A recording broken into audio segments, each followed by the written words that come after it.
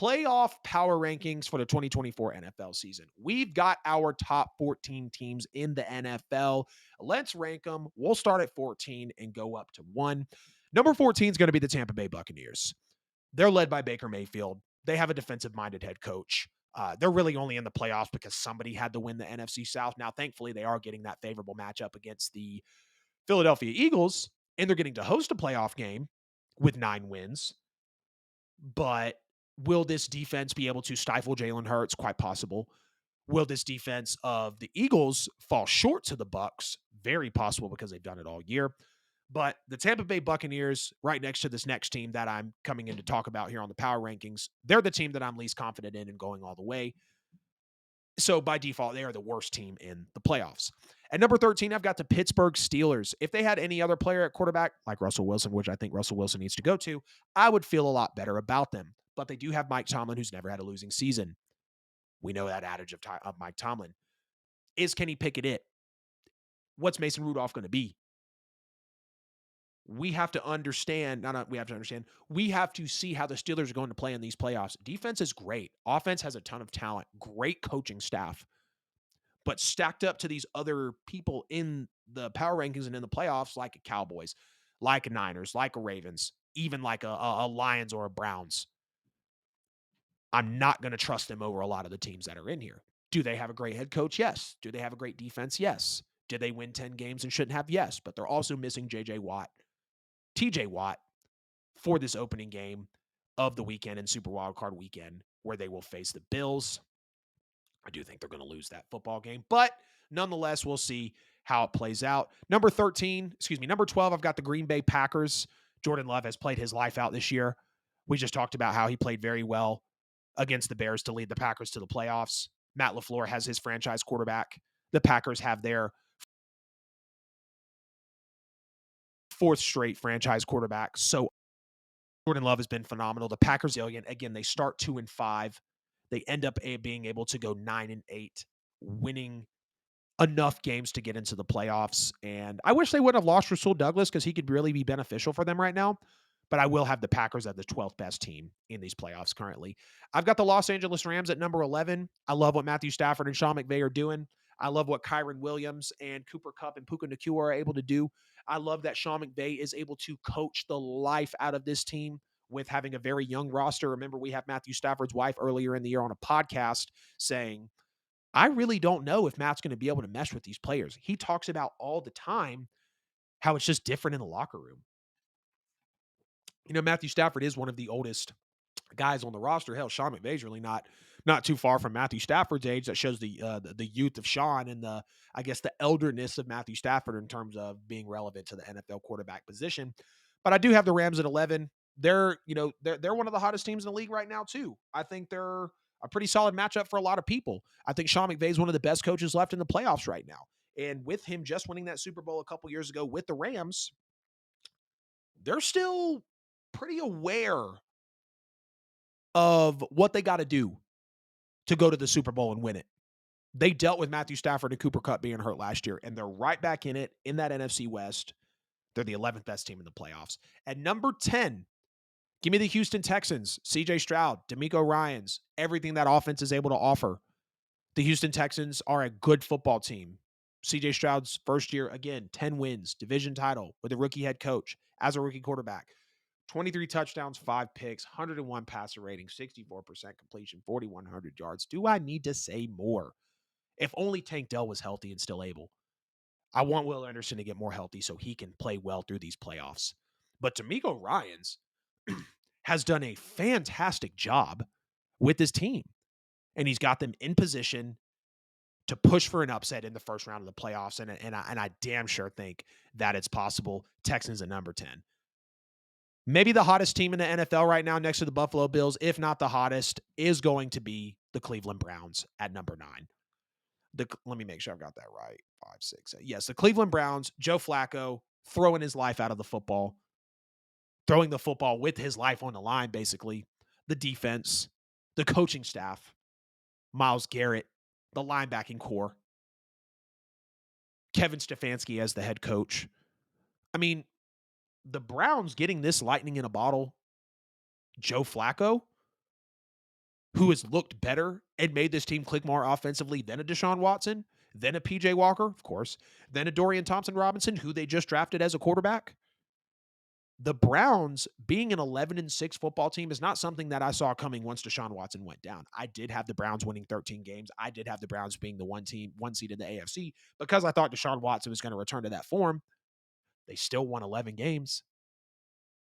They still came in second in their division.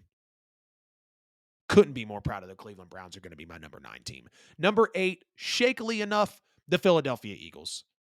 Still got to respect them for going to the Super Bowl last year. I don't think Jalen Hurts is a one-year wonder like a lot of people are saying. I don't believe Nick Sirianni should be fired.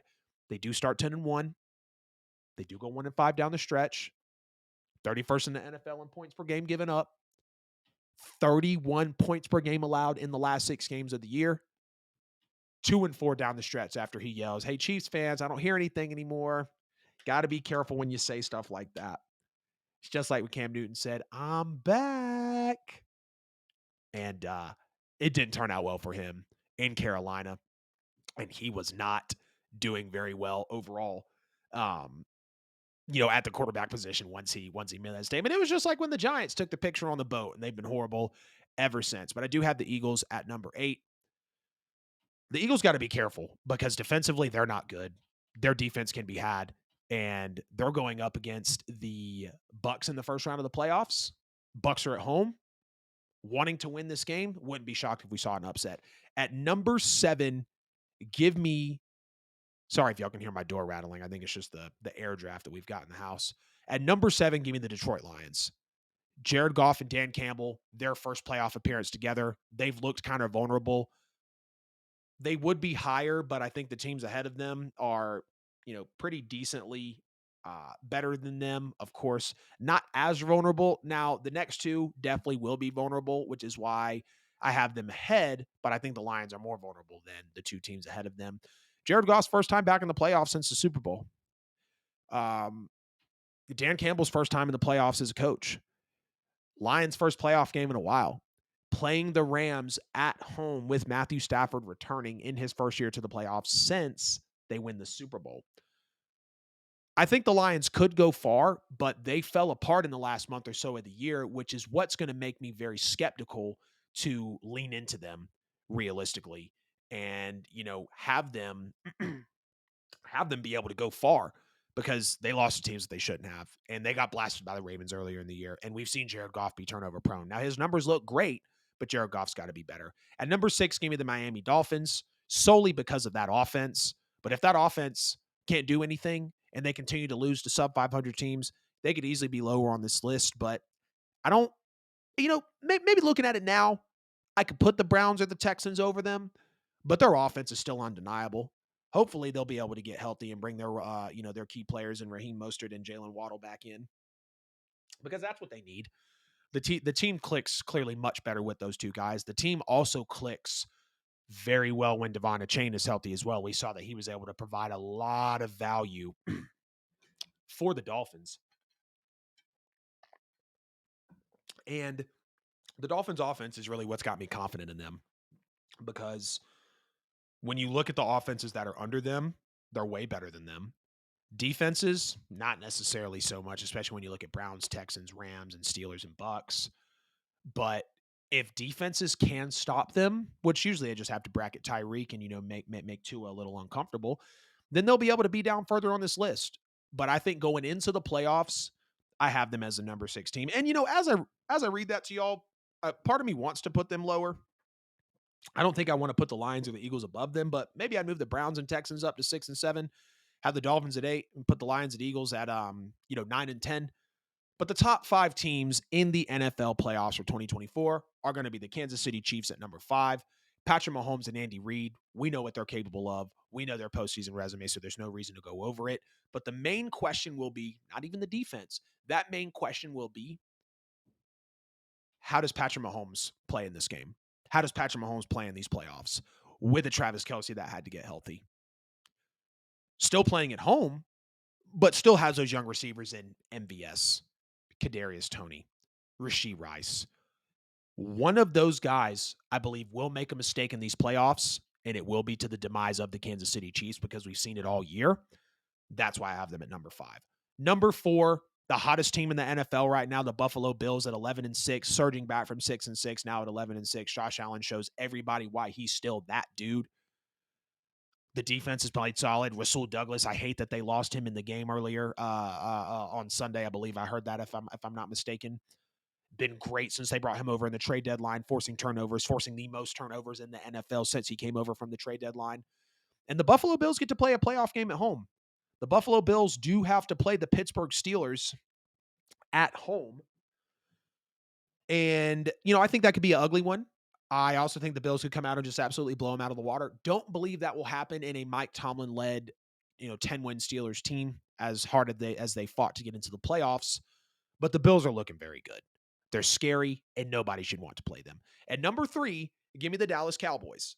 Maybe the most loaded team in the NFL. They feel like they're on the same pedigree as the Ravens and the Niners in terms of just punching you in the effing mouth and not letting you get back up, putting the foot on your neck, stomping you in, having you on the ropes, and delivering the knockout blow because they can do it all. Micah Parsons led the league in pressures this year. Very impressive, over 100. The only player over 100 pressures on the year with 103. Dak Prescott having an MVP year, one of his best years also. CeeDee Lamb having an amazing year. Tony Pollard still being able to be solid. I think they'll bring Derrick Henry in the offseason because we know he's going to be a free agent, but the Cowboys can do it all, man. I said it earlier today. If their name was anything other than the Dallas Cowboys, I firmly believe that a lot more people would be rooting for them because if they didn't have the resume and the, kind of irony behind them, the parody behind them, I mean, they're loaded. They're able to play kind of like the Ravens defensively and offensively. They're able to play like the Niners defensively and offensively. Now they got, their ish kicked in by the Niners, of course, but I stay solid in the Cowboys at number 3. At number 2, give me the San Francisco 49ers.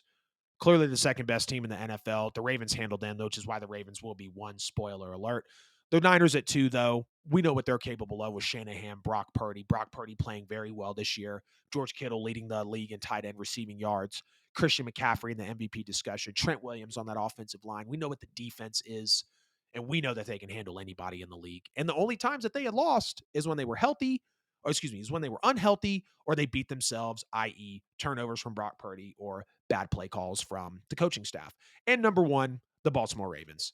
The best record in the NFL, the number 1 seed in the AFC. Both of the top 2 teams here do have first round buys. Lamar Jackson should win MVP this year or at least come very, very close to it. John Harbaugh and the coach of the year discussions, the best offense in the NFL, the best defense, if not the second best defense in the NFL, unrelenting 13-win Ravens team. And I hope they go so far this year in order to be able to push on and win that Super Bowl.